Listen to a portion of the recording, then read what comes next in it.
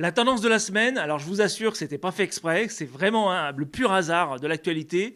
La tendance de la semaine, c'est la convergence. Jusqu'à présent, il y avait deux types de convergence. D'abord, la fusion de plusieurs technologies, comme par exemple les smartphones, les photocopieurs, scanners ou évidemment le couteau suisse, soit l'intégration plus ou moins discrète de la technologie dans nos vies. Regardez les alertes Google Maps avant un rendez-vous ou la possibilité avec un assistant vocal d'éteindre vos lumières ou de changer de radio. Ces deux types de convergence amenant à créer des écosystèmes. Je ne vais pas vous parler d'Apple, je pourrais vous parler de SolarCity avec Tesla où vous avez un panneau solaire qui charge un Powerwall qui vous permet ensuite de charger votre voiture. Mais il y a un autre type de convergence, une convergence qui est la suite logique de la disruption.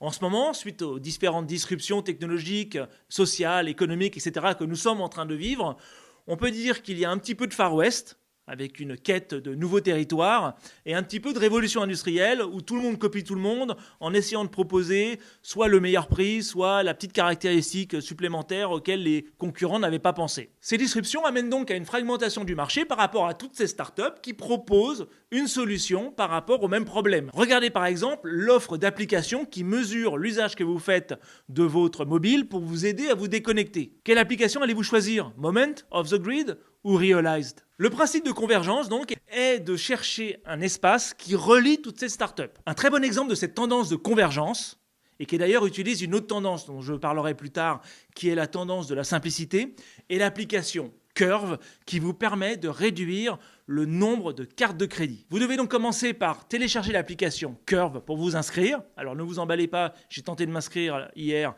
j'ai 47 000 personnes en file d'attente devant moi, mais admettons, une fois que vous êtes inscrit, vous allez pouvoir renseigner vos cartes de crédit dans l'application.